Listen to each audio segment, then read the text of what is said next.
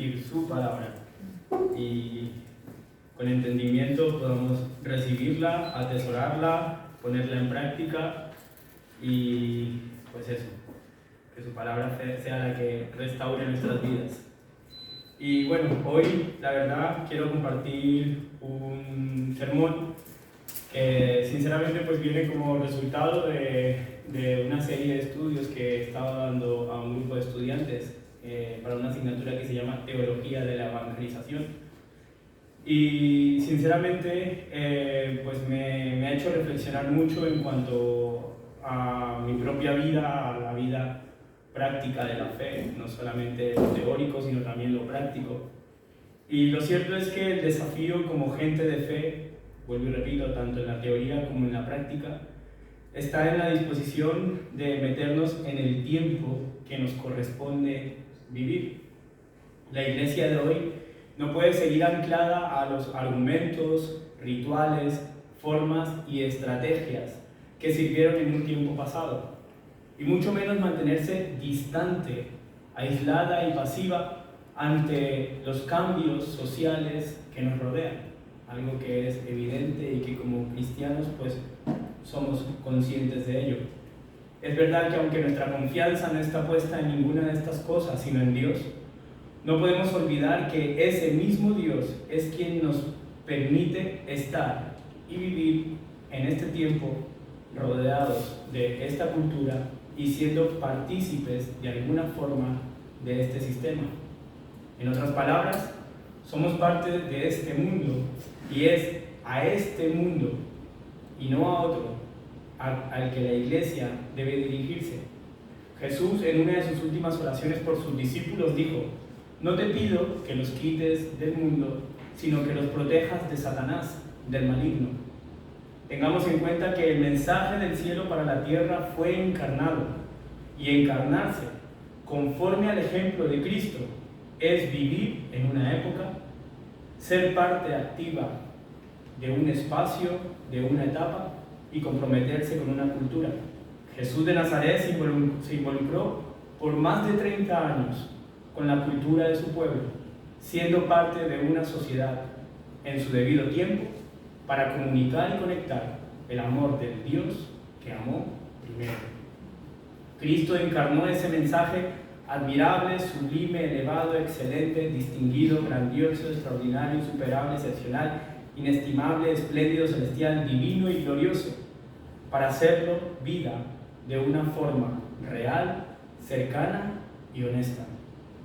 Como gente de fe, tanto en la teoría como en la práctica, no podemos pretender escapar de nuestro tiempo, porque si somos discípulos del Dios que se hizo carne, lo menos que podemos hacer es encarnarnos en nuestra realidad, y desde la perspectiva bíblica estamos llamados a encarnar su mensaje para el beneficio de los demás.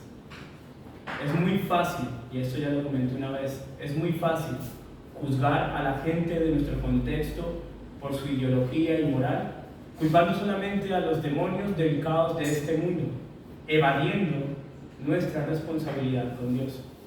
Es muy fácil evitar el trabajo, el esfuerzo, la entrega y el compromiso con un evangelio que es vivo y activo, porque la palabra de Dios es viva. Muchas veces como iglesia actuamos con prejuicios, distanciándonos de nuestro contexto, distanciándonos de las personas, dejándonos condicionar por muchas ideologías sociales, políticas y religiosas que nos impiden asumir la posición que asumió Cristo. Aquella que dijo: yo me despojé de todo por ti, yo me entregué por ti, yo morí por ti, yo lo hice todo por ti, a pesar de ti. Por eso, nuestro desafío a la hora de llevar a cabo la evangelización está en fomentar relaciones cercanas, sin pretensiones egoístas, sin barreras, sin prejuicios, que comuniquen, expliquen y enseñen de forma personal el Evangelio. Porque, insisto, el mensaje del Evangelio fue encarnado. La buena noticia del cielo para la tierra fue comunicada por un humano a otro humano. Y esta cercanía, esta relación, es parte de la naturaleza de la gran comisión. Y un ejemplo de esta naturaleza en la persona de Cristo está en Juan 4, capítulo 3, versículo 3, hasta el 42. Y es verdad que voy a leer el texto, pero os voy a dar una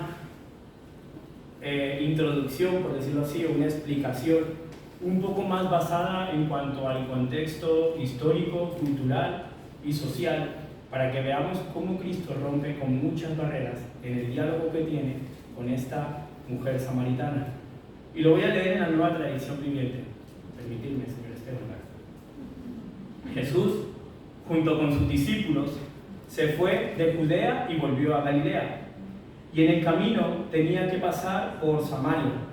Entonces llegó a una aldea samaritana llamada Sicar, cerca del campo que Jacob le dio a su hijo José. Allí estaba el pozo de Jacob.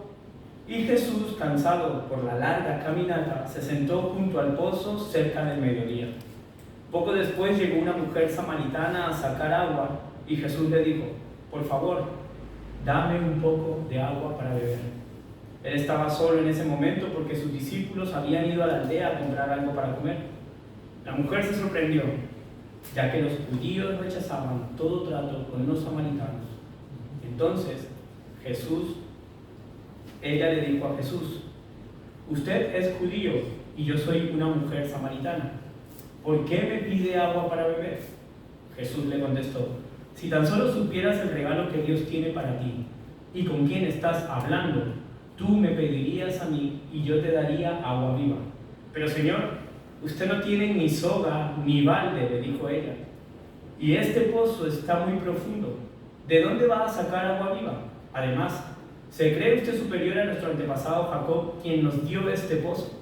¿Cómo puede usted ofrecer mejor agua que la que disfrutaron él, sus hijos y sus animales? Jesús le contestó: cualquiera que beba de esta agua pronto volverá a tener sed, pero todos los que beban del agua que yo les doy no tendrán sed jamás. Esa agua se convierte en un manantial que brota con frescura dentro de ellos y les da vida eterna. Por favor, Señor, dijo la mujer, deme de esa agua. Así nunca volveré a tener sed y no tendré que venir a sacar agua de este pozo. Jesús le dijo: ve y trae a tu esposo. No tengo esposo, respondió la mujer.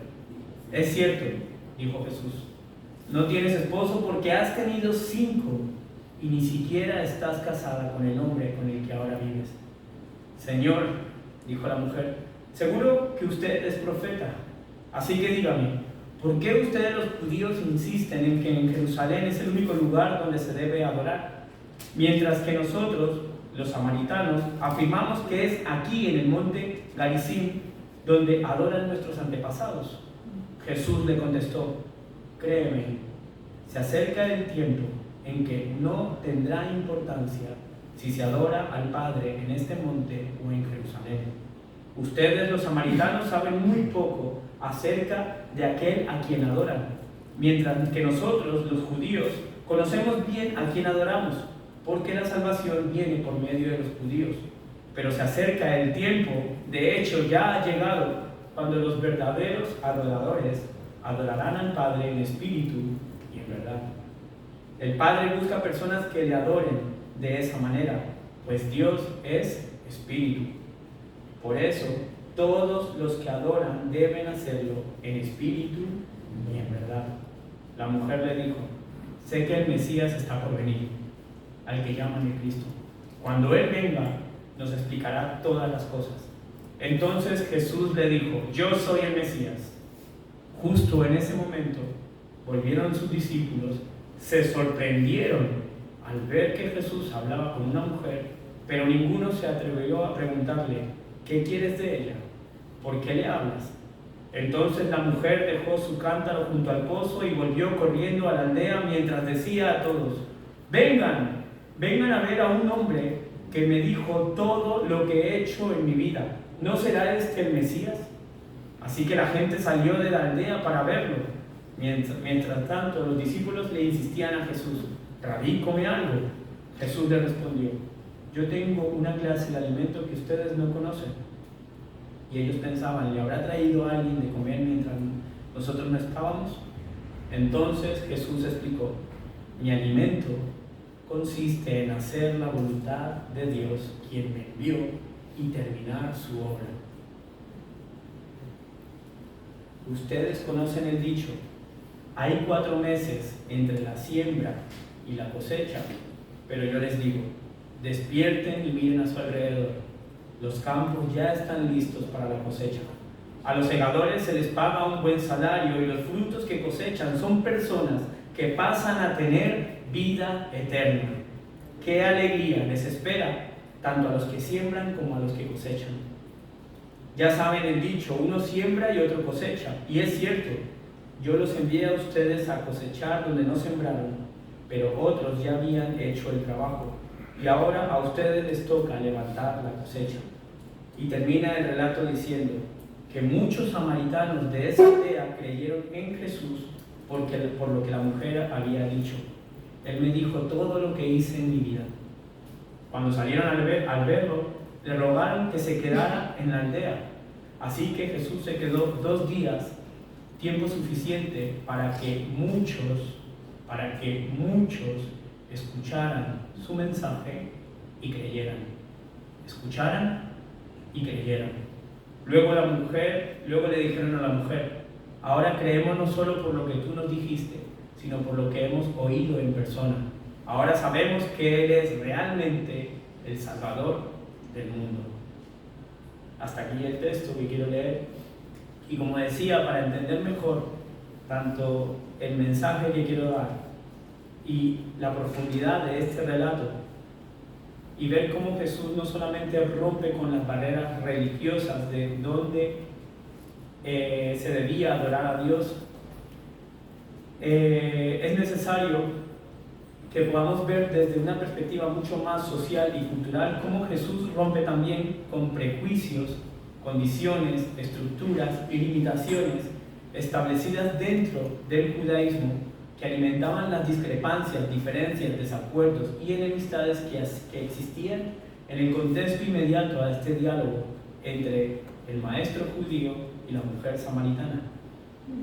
Hoy pretendo, por medio de este breve sermón, mostrar, por el ejemplo de Cristo, cómo el Evangelio es un mensaje inclusivo y no es exclusivo. No es un mensaje exclusivo. Por lo tanto, lo primero que debemos observar para entenderlo bien es el papel de la mujer. Y para comprender este ejemplo se hace necesario mencionar que en el mundo antiguo, incluyendo en el judaísmo, habían prejuicios sociales hacia las mujeres, donde, por ejemplo, mencionaré algunos, ¿vale? Ellas vivían el desprecio y el repudio por cualquier cosa por parte de los hombres. Ellas debían pasar inadvertidas en público. Su formación se limitaba estrictamente a labores domésticas. Debían ceder siempre los primeros puestos e incluso el paso por las puertas a los hombres. Ellas no tenían derechos cívicos, ya que eran consideradas cosas de posesión o de su padre o de su marido. Según el código social de aquel entonces, las mujeres no tenían derecho a poseer absolutamente nada, ni del fruto de su trabajo, y ni siquiera lo que se llegaran a encontrar por la calle tirado. Nada les pertenecía. Los matrimonios mayormente eran impuestos por el padre. El padre podía vender a su hija como esclava siempre y cuando ésta no hubiese cumplido los 12 años. Al estar permitida la poligamia, la esposa tenía que soportar las constantes enfrentas entre las concubinas, aunque, ojo, esto era una práctica asumida solamente por gente pudiente y no era lo habitual.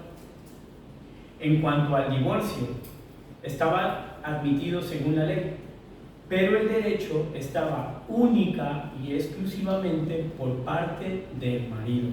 Solo él podía iniciar el trámite. Esto daba lugar, lógicamente, a constantes abusos. La mujer, al ser madre, era mejor considerada, ya que había dado a su marido el regalo más precioso. Por supuesto, si esto era así, si el nacimiento era un varón. El nacimiento de una niña venía acompañado con la indiferencia e incluso con la tristeza. Escritos rabínicos llegaban a proclamar: desdichado aquel cuyos hijos son niñas. Las mujeres no tenían acceso a ningún tipo de enseñanza religiosa dentro de la sinagoga. Y en el servicio litúrgico, las mujeres, aunque fuesen judías, estaban limitadas a escuchar solamente desde el lugar que se llamaba el atrio de los gentiles, ¿vale? Además, era rarísimo que alguna de ellas supiera leer, y mucho menos esperaba que dieran una enseñanza pública. En la casa, la mujer no era contada en el número de personas invitadas, y mucho menos se les otorgaba permiso para pronunciar la bendición tras la comida. Tampoco tenían el derecho de prestar testimonio en juicios, sencillamente porque eran consideradas mentirosas por naturaleza. Esto, algunas cosas, ¿vale?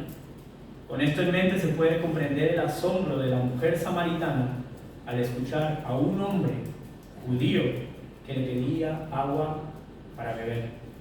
Y de igual manera, ¿por qué los discípulos se sorprendieron al ver que Jesús hablaba públicamente con esta mujer? Pero es que además de esto, también había otro condicionante social y cultural que hacía aún más atrevido este acercamiento, este encuentro, este diálogo. Y el texto mismo nos dice que los judíos rechazaban todo trato con los samaritanos. Pero ¿a qué se debía tanta enemistad? Pues veamos un poco del contexto histórico para entenderlo. Y para ello es necesario que nos traslademos al Antiguo Testamento, más concretamente al tiempo en el que Salomón reinó sobre Israel. Recordemos que Salomón fue el tercer rey de la nación de Israel, de las 12 tribus de Israel, en conjunto, unidas. Y como sabemos, Salomón en particular destacó por su sabiduría, pero también por su carisma y dotes para gobernar, algo que le llevó a conseguir grandes alianzas con países fronterizos que permitieron mantener unidas a las 12 tribus. Salomón fortificó y organizó a la nación de Israel, garantizando prosperidad económica sobre el reino. Fue el encargado de la construcción del templo de Jerusalén, aquel recinto sagrado que guardaría las tablas de la ley de Moisés y que fue construido sobre el monte Moriah. Pero a la muerte de Salomón, después de 40 años de reinado, Roboam, su hijo, ¿vale?, le sucede al trono, pero lo hace en medio de una dura carga tributaria que se le venía exigiendo al pueblo. Por ello, los ciudadanos lo primero que le pidieron a su nuevo rey fue que redujera los impuestos, y este relato lo podemos encontrar en el primer libro de Reyes, capítulo 12, y hay una parte donde ellos dicen a Roboam: tu padre agravó nuestro yugo, ahora disminuye tú algo de la dura carga, de la servidumbre que tu padre puso sobre nosotros, y te serviremos. Pero dice que Roboam, desechando el consejo de los ancianos y haciendo caso al consejo de los jóvenes, respondió al pueblo de la siguiente manera: mi padre agravó vuestro yugo, pero yo añadiré a vuestro yugo. Mi padre os castigó con azotes, yo os castigaré con escorpiones. Esta actitud del nuevo rey fue lo que motivó a la rebelión de Israel como una sola nación, que como señal de sus quejas, como protesta a su denuncia, lo primero que hicieron fue apedrear y matar a Adoram, el jefe de la tribulación, y tras esto promover la división del reino. Por lo tanto, lo que era una sola nación compuesta por las 12 tribus de Israel se dividieron en dos. Por la parte norte, 10 tribus, y por la parte sur, 2 tribus. ¿Qué pasa? En la parte norte conservaron el nombre de Israel precisamente porque eran 10 tribus, la mayoría, las que se fueron para allá. Y en la parte sur se quedó Judá y Benjamín. Pero en la unificación de ambas, como Judá al parecer era mayoría, pues conservó el nombre de Judá. Entonces tenemos Israel en el norte y Judá en el sur. Y en Judá estaba como capital Jerusalén, que era donde estaba el templo. Y en la parte norte estaba como capital Samaria. ¿Vale? Vamos entendiendo un poco el contexto. Muy bien.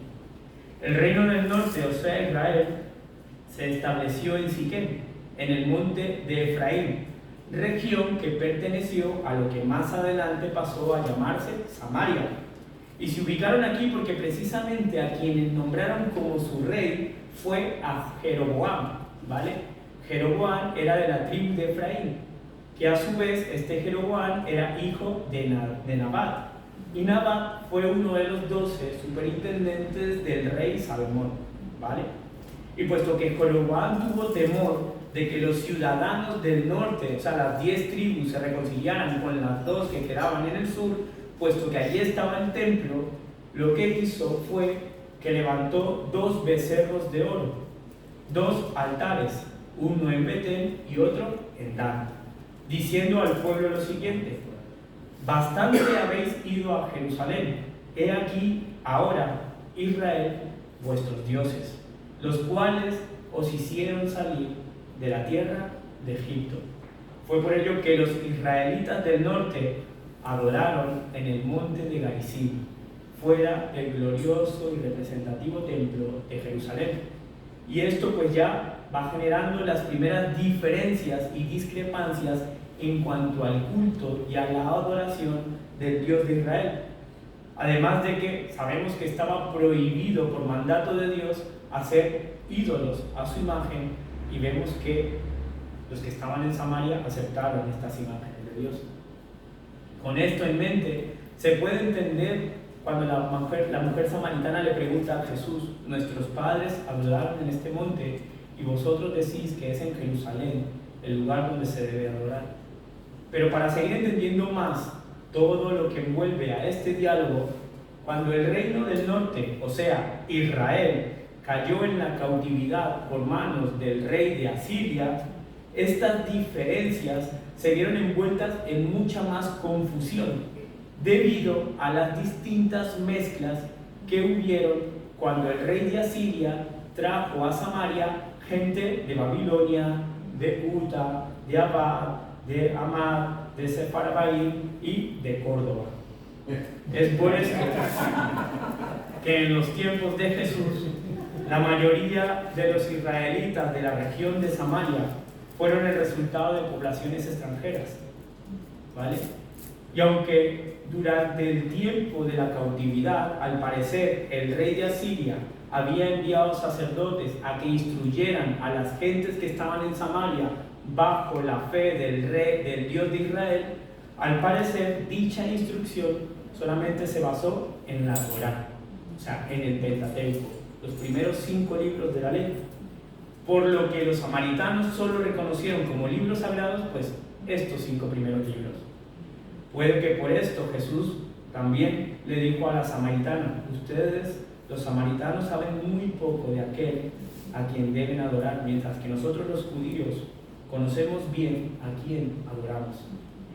Y es que la mezcla del reino del norte con naciones paganas fue tal que las tribus quedaron dispersas, perdieron sus raíces, su identidad, y hasta el día de hoy se hace referencia a ellas como las 10 tribus perdidas de Israel. Como vemos, el reino de Israel, las 12 tribus, no solamente se habían dividido políticamente hablando, sino que también se habían dividido en sus liturgias, en su entendimiento de Dios, en su cultura e ideología, donde en más de una ocasión judíos y samaritanos se enfrentaron en guerra los unos contra los otros. Todo esto dentro del contexto de Jesucristo, ¿vale? Y fijaos si en los tiempos de Jesús la enemistad había llegado a ser tan grande entre ambos territorios que usar el término samaritano para referirse a un judío representaba un insulto muy fuerte. Un ejemplo de esto lo vemos en el Evangelio de Juan, capítulo 8, cuando algunos judíos, usando esta ofensa, dijeron contra Jesús: ¿no decimos bien nosotros que tú eres samaritano y tienes demonio? Al parecer, no podría haber un insulto más grande que llamar a alguien samaritano, pero es que a Jesús le llamaron samaritano endemoniado. Y en las sinagogas, los samaritanos eran maldecidos públicamente con una oración de petición a Dios que decía: Señor, no permitas que los samaritanos tomen parte de la resurrección de la vida. Muy fuerte. Es más, así sería el sentimiento de hostilidad y tensión que había entre ambos grupos, que cuando un judío quería viajar de Judea a Galilea, Judea, Samaria, Galilea, ¿vale? Para que nos ubiquemos. ¿Qué hacían? Cruzaban el Jordán, entraban por Perea, bordeaban Samaria para no pisar territorio samaritano y llegar hasta Galilea, ¿vale? Obviamente no era el camino más corto, pero así lo hacían precisamente por ese sentimiento de hostilidad y tensión que había en su momento. Pero me encanta cómo obra Dios, porque a pesar del rechazo, el odio, el desprecio y la rivalidad que había con los samaritanos, dice la palabra que a él, a Dios, le plació que a su hijo, aquel maestro judío, le fuera necesario pasar por Samaria. Y lo hace con el único propósito de encontrarse con una mujer. Pero es que ya no es una mujer, es una mujer samaritana. Pero es que ya no es una mujer samaritana, sino que es una mujer samaritana la cual la acompaña una vergonzosa reputación, por decirlo de alguna manera. Y el relato dice que eran las 12 del día cuando Jesús, cansado del viaje, pasó por esta zona y se sentó a la orilla del pozo, mientras los discípulos iban al pueblo a comprar comida. Y me parece interesante que aunque a esa hora las mujeres no iban a los pozos a suministrar agua para sus hogares, debido a la intensidad del sol, Jesús sabía que a esa hora y en ese pozo iría una mujer que le necesitaba. Una mujer que necesitaba, en medio de su miseria, en medio de su repudio, en medio del rechazo y de su condición social, cultural e ideológica, saber que el cielo se acercaba a ella. Por eso, allí estaba Jesús, saltándose las apariencias, los prejuicios religiosos y sociales que como hombre y maestro judío le condicionaban a hablar a solas con una mujer. A Dios le plació revelarle a esta mujer que el judío cansado, fatigado y sediento junto al pozo era su hijo, el ungido, el Mesías. ¿Y sabéis qué? Dios usó a esta mujer como la primera evangelista de la fe cristiana. Y me encanta, me encanta. Y en vez de manifestar públicamente que él era el Mesías en aquel privilegiado y glorioso tiempo en Jerusalén, donde los judíos tenían en mente que ese era el lugar exclusivo donde se podían encontrar con Dios, a Dios le agradó manifestar públicamente que él era el enviado del cielo en aquel rechazado, odiado, despreciado, rivalizado, perdido, confundido y lugar llamado Samaria, para dejar en manifiesto que la ley del amor no queda limitada a un rango religioso, no queda limitada a un rango étnico, cultural, social ni político. El reino de los cielos, el reino de Dios llegó a su tiempo, en su contexto y en una cultura, y desde entonces este reino es impulsado por la misericordia, la relación y la empatía. Si somos seguidores y seguidoras de Jesús de Nazaret, no olvidemos que Él se acercó a los despreciados samaritanos, pero tampoco nos olvidemos que abrazó al maldito leproso, comió con traidores publicanos, se juntó con terroristas celotes, fue amigo de prostitutas, ministró a los sacerdotes corruptos, sirvió a los opresores romanos, dignificó a los paganos, honró a las mujeres, se ganó el respeto y la admiración de los fariseos, trató al pobre con la misma dignidad que al rico, consoló al temido y atormentado endemoniado. ¿Y sabéis qué es lo mejor de todo? Que los reconcilió y los integró a estos distintos grupos, primeramente con Dios y luego entre ellos. No olvidemos que en el ejercicio de nuestra fe, en la labor de la evangelización, Cristo hundió sus raíces en nuestra historia, con la intención de mostrarnos la apertura de un mensaje que es ofrecido a todos sin distinción, a todos.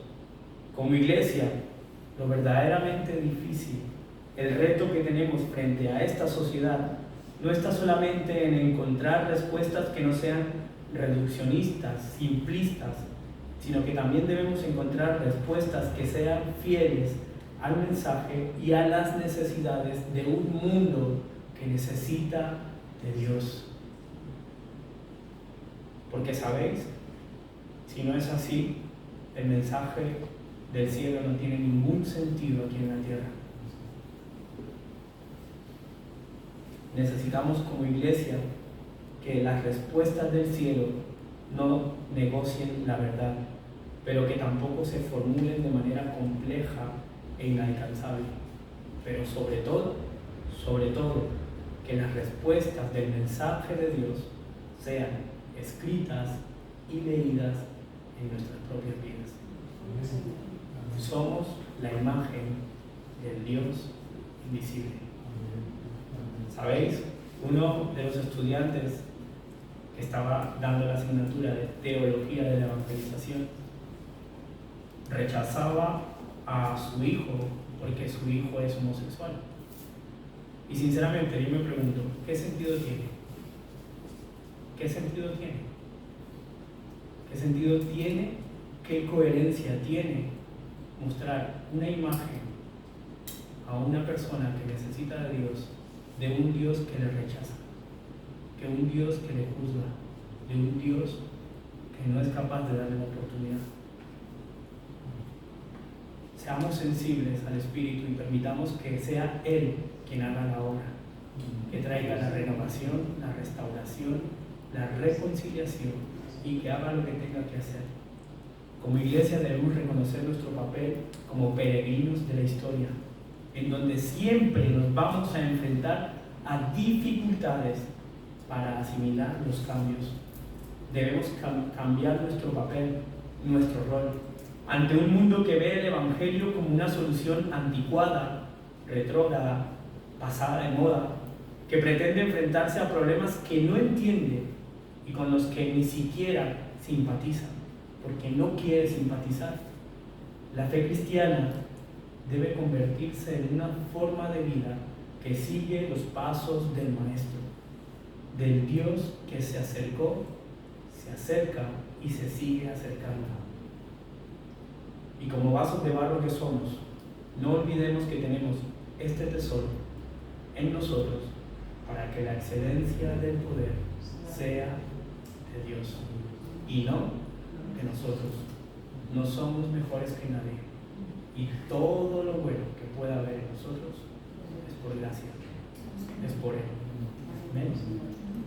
Y termino diciendo lo que dije al principio. Si somos discípulos del Dios que se hizo carne, lo menos que podemos hacer es encarnarnos en nuestra realidad y acercar el mensaje del cielo a la tierra sin distinción, sin prejuicios, sin barreras, permitiendo que el Espíritu Santo cautive a esos nuevos adoradores que adorarán al Padre en espíritu y en verdad. Iglesia, despertemos y miremos a nuestro alrededor. Los campos ya están listos para la cosecha. Y sabéis, los frutos de esa cosecha son personas que pasan a tener vida eterna. Amén.